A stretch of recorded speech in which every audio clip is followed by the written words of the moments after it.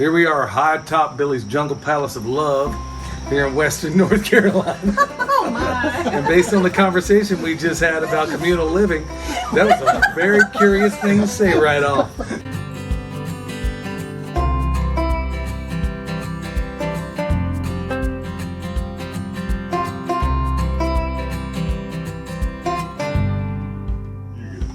Hey y'all, this is Billy, the Permaculture Pimp Daddy from Pastures Farm. I'm out here, not alone. Here we are, high atop Billy's Jungle Palace of Love here in Western North Carolina. Oh my. And based on the conversation we just had about communal living, that was a very curious thing to say right off. So how long have y'all all been swapping wives and stuff here lately? Okay, I did all that because I know these guys are not real big fans of being on camera despite what they do here, so I decided to do a little something to get them out of there, to get them, not Sean so much, which You by the wanted way, to loosen us up? that's right. Pun totally not intended. So, yeah, so this is cool, and then we have two wonderful little dogs. This is Floyd and Kinsley. Kinsley? Floyd. That's a name you never hear these days. Why doesn't anybody name any boys? It's a great name. Yeah, why aren't there little babies anymore that people say, hey, you want to say hi to little Floyd here? Floyd's a good one. Or Earl or Cecil. Nobody names any kids Cecil, Earl, or Floyd or anything. Dutch. Dutch would be a cool name. Dutch. I still, Floyd. If I had another kid, which call Ripley's if I do, I'm going to name him Floyd, Cecil, Agamemnon. Maybe a few other names I could think of. Yeah. That's right. We'll hit it all. But hey, y'all, we're out here. They came out to visit. Kraemer. That's right. Oh, I like that. My first dog name was Cosmo because his Kraemer. name is Cosmo Isosceles Kraemer. You got the reference. Yes. Yes, indeed. Well, we're out here, y'all, and it's kind of a cool thing. Sean, the Modern Yeoman, by the way, you want to check all them out. They all have YouTube channels. Sean, the Modern Yeoman, he's out here hooking us up on a little side project, and of course the Kraemer life it's Kraemer. Everybody wants to call it Kraemer, but it's Kraemer. It's not stuff you put in coffee, Why right? do you want to call us Kraemer? I just had coffee. So I'm sorry. So they're from the Kraemer life, and all of them are pretty darn good channels. This guy here is probably the best storyteller I know of, and these two are pretty interesting to watch because they're in the search, like so many of you out there who hit me up all the time about, hey, what do I do about finding property? Where do I go? What do I look for? And there's probably nobody better that I can think of that could probably explain the whole, how it's been going for them. So we're going to get into their story a little bit here, and we're going to throw in we're going to have a little bit of Kraemer life with a side of Modern Yeoman thrown in there, y'all. He's still doing it. He's still doing it. That's right. We'll fix you. Kraemer. I said Kraemer. You said You Kraemer. said Kraemer. Kraemer? You said You got Kraemer. It's on the brain. I'm sorry, all you people look the same to me. He's full of it. Maybe a little bit. We'll see how much of this we can actually air. But anyway, I'm trying to get them out of their comfort At zone. least it's not a stream, On right? the cutting room floor. That's right. That's right. Hey, good thing this isn't live. Probably people will be calling. Hey, y'all got to check this out. Right? They're at a jungle palace and they're wife swappers. All of our viewers are Yeah. See you guys. Well, it's cool to have them You have out the here. right shirt on. I do. Extra Which one is layer. Oh, I'll be danged. Well, heavens to Murgatroyd. You got to love that. My Well, dad was a carpenter. was he? Yeah. Union it's- carpenter? No, he just did flip Section 8 houses, but this is a man stepping in glue and tack strip trying to lay some carpet. That could be easily misunderstood. It could be. But I dig it. I can, especially in light of everything I've already brought up. So here we are. They've come here to visit. We've talked recently about building an Earthship, and it's not going to be for us. It's no longer a thought. We've actually put foot to butt, got everything ready, and we've made it known to many of you out there. And it was odd because I think you guys have only ever commented maybe on a video, maybe once or twice before in the past. And then when you said, because I watch your channel, both of your channels, and you guys should watch them too, I knew what you were up to, and I'm also aware of the things that's happening in the housing market and how it's so tough for some folks. So when you guys reached out and said a Earthship might or is in the cards for you, you got my attention. So why don't you tell me what brought briefly, why don't you tell everybody where you're from, how you got here, then let's kind of move into the Earthship question. Sure, you can start. It's all you. Go. We're from Portland, Oregon. We have been living in our RV for the past almost a year now. We're almost on that year anniversary. We hit the road in September of 2020 and have been on the East Coast now Since November. yeah. So we are on our search for our homestead. We have been looking at properties up and down West Virginia, North Carolina, and Tennessee. It's been predominantly where we've been searching. Properties from 5 acres all the way up to 140 acres. So we're pretty open with what we're looking for. We just know we want to do permaculture and we know we want to do self-sustaining living. So we're looking at doing that type of thing. And one of my dreams and something I've been researching quite a bit is an Earthship home. It's been something I've been very passionate about because it's a self-sustaining home. You have your greenhouse, collect rainwater, it's solar, it's pretty amazing. And I was flipping through and I saw that we're building an Earthship, and I was like, what? And so clicked on it, watched the video, and I am one of the rare people that does not hardly ever comment, and I was like, I would love to come help and learn alongside you, because that's how you learn and that's how you do things, is you go volunteer and you Well, that's one thing that's really kind of struck out to me with y'all, and I know that a lot of different places, and I was always impressed with that, because I think apprenticeship is one of the best modalities for learning. Right. Not reading it in a book or doing what Sean does. You go out there and you may stumble along the way, but you know what? These are hard lessons, but they are thoroughly learned. So in your way, along the way, I'm a little bit aware of your background. I'm not sure how much of that you want to reveal, but is part of this journey along the way to try to acquire skills to be able to put into all this? Oh, absolutely. I do a lot of what I call homestead helping. I have a series called Homestead Helper, and I'm going around and helping those that are needing help in any, Like me. in any regard. Because I love to do that. Like, I love helping people and volunteering my time. But along the way, I'm learning something. Whether we make a mistake or we do it correctly, it doesn't matter. I always learn. And, you hear all the time, you can't Google experience, right? You have to get out there and just do it. Yeah. And so right now, as we're trying to find our place, and we're living in the RV, and we're nomading around, I'm not going to be able to do it for myself. So I might as well help others and learn along the way. Now, Sean, how did that bring you? You guys were already friends before you arrived here. In fact, I had never met you all before today.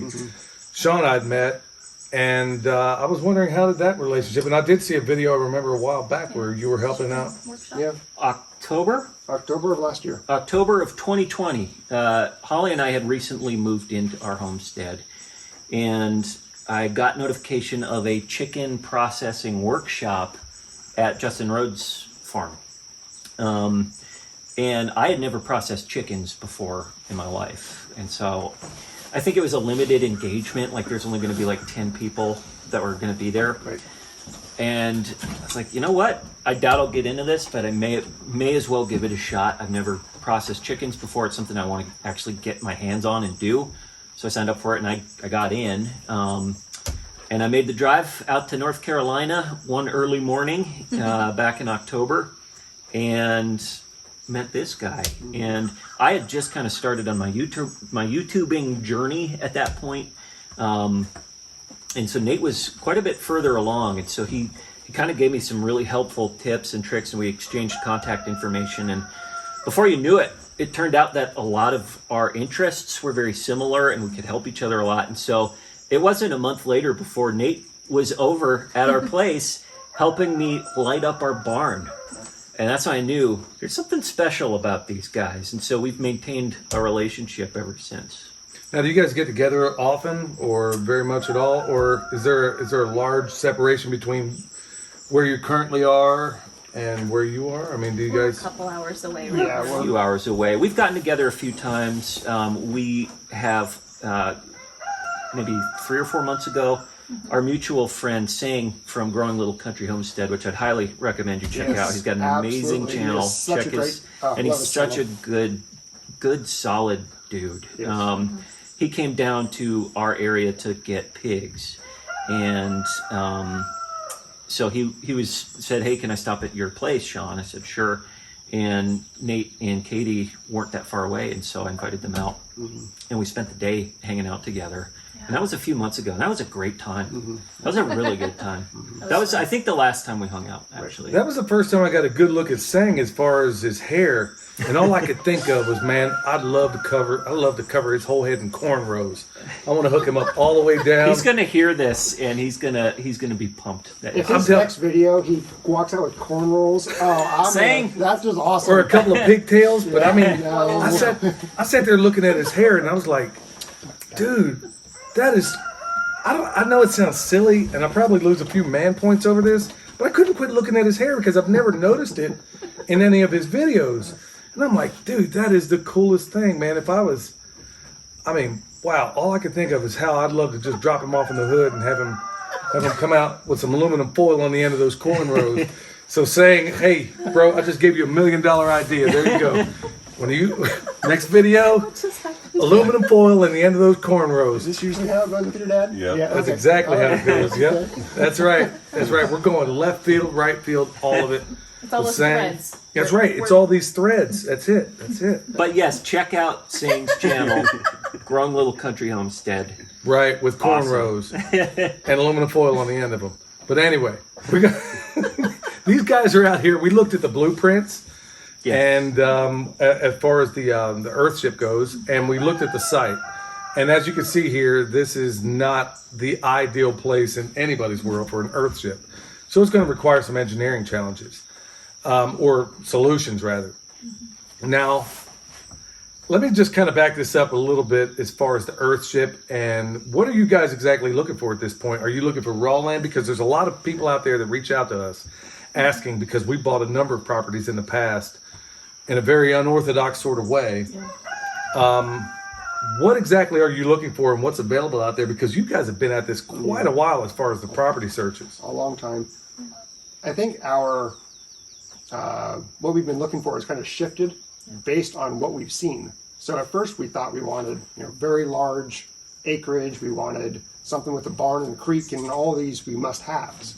And that's changed because we're seeing what's going to work for us and what's not going to work for us. At first, both Katie and I wanted more flat land than flat and hilly. But now we're okay with a mix of both because there's uses for both. We're okay with raw land. We're okay with some land that's been developed in some way. But what we're finding is the market right now just doesn't have what we're looking for. It doesn't have the raw land with the right topography, or it doesn't have land that's been improved with the right improvements because they did it incorrectly or it would take too much time to fix. And so it's a tough market right now. I don't know if you have more to.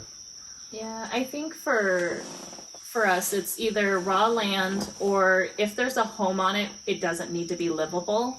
We want something that's going to be more of a fixer-upper or a project that we could turn into something. Like, we're not looking for a beautiful barn that's built in 2008, right? That's new. We like the older. That's a lot of the reason we came out here was for the history and just the beauty in some of these older buildings. We absolutely love that. So we'd love something that we can bring it back to its former glory, the way it used to be. So we're not scared. If you ever do watch any of our videos, we'll walk through all sorts of things.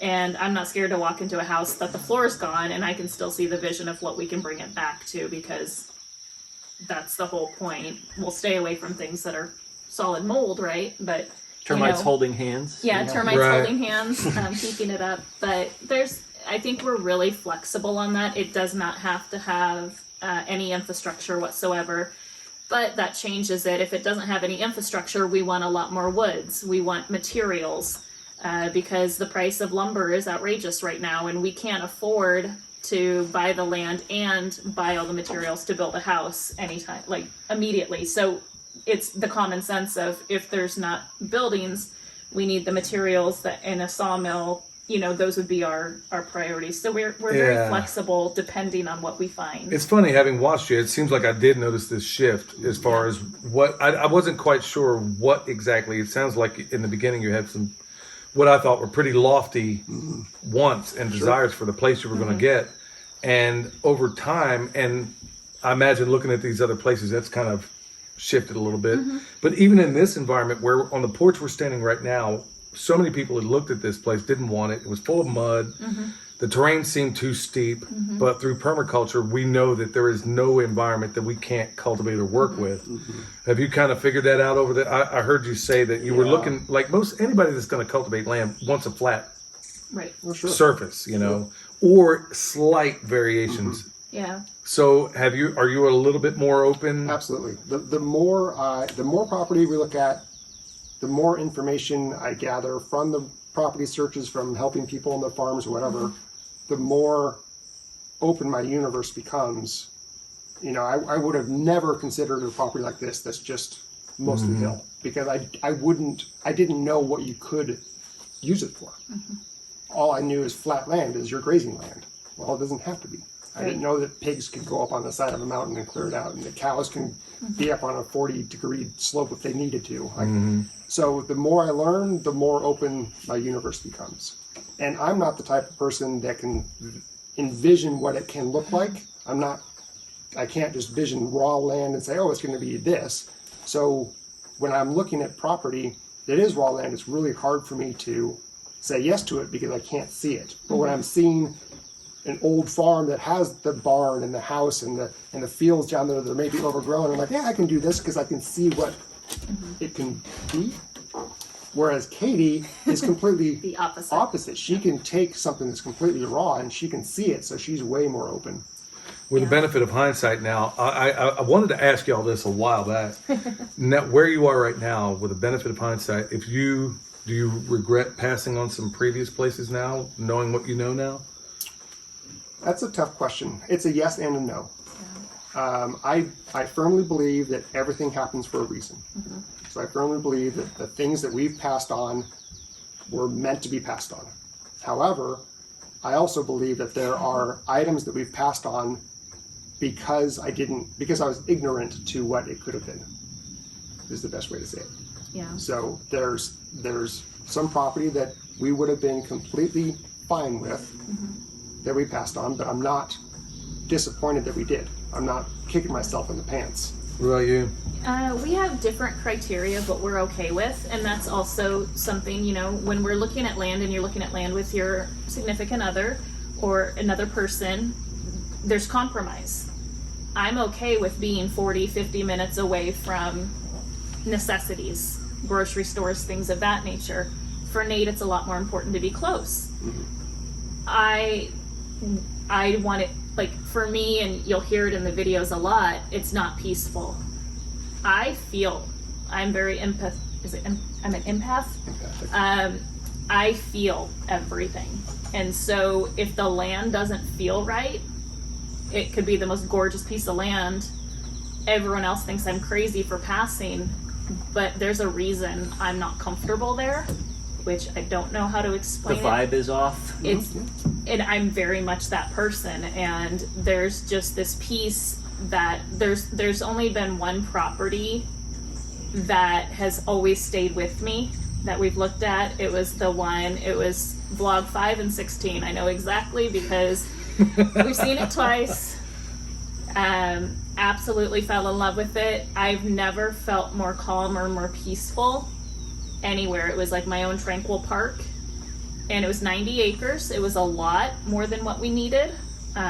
It was 45 minutes from anything. It was not proximate to anything that we would need, and we knew that would be a struggle. And so that was, one of the reasons we passed on it is because it was just too far away. It had zero infrastructure. We would have had to build up everything. And, when you're building, how many times do you go to the store? Forgot a screw, forgot this, forgot that. Or whatever. Yeah. And we just, that's the only one. I don't say I regret not getting it, but it's the one that's still, it's still Calling you home. And I hope we find something like that again. It Well, doesn't have to be that big. I was astonished at how you and Holly, you were having a real tough time finding a place, weren't you, at first? We were. So we were in the market last summer, and I think things were just starting to kind of heat up. Whenever you're in the market for a place, it's always going to seem crazy. I mean, I know there's exceptions to that, and there are people that, oh, we went out and looked for a place and we got it the first day and everything went smoothly. Like, I feel like that's the exception to the rule. Maybe that's you guys. So I remember it being bonkers and crazy and everything was bananas, and we had wanted to see a couple houses or a couple properties, but by the time we got a showing scheduled, it had already been bought up. Like, that was already happening last summer, where people were coming in like from out of state and buying properties sight unseen already. Yep. Last summer. And so we looked around, and I agree with your sentiment, Nate, that I think things happen for a reason. So Holly and I made a list where we both agreed on, here are the criteria that we want for this piece of property. This many acres, this kind of water feature, it has a barn, whatever. There's a whole list. And we got shot down a few times on properties that we thought were the one.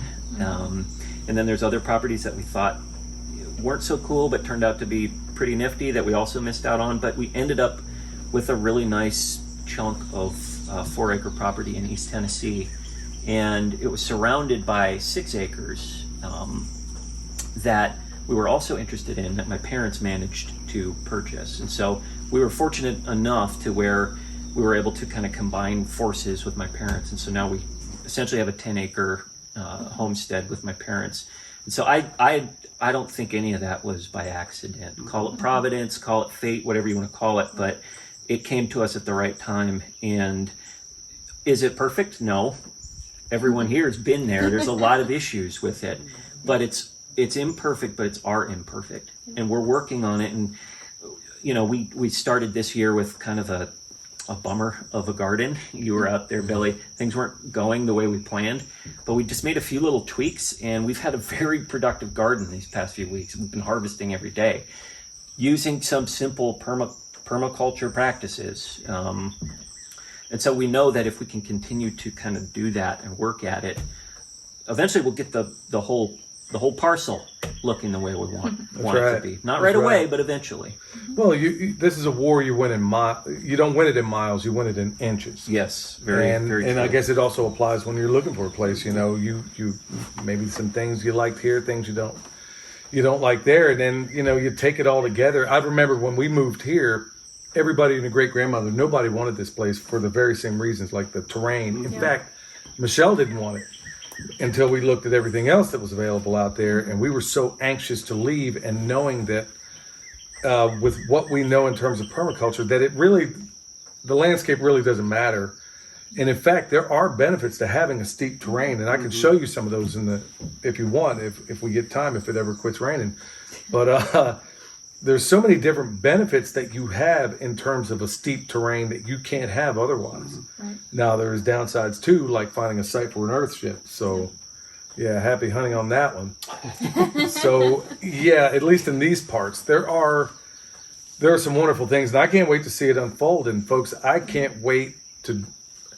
Hey, anybody out there, look, I know not everybody's going to be okay with coming all the way here to the high atop the Jungle Palace.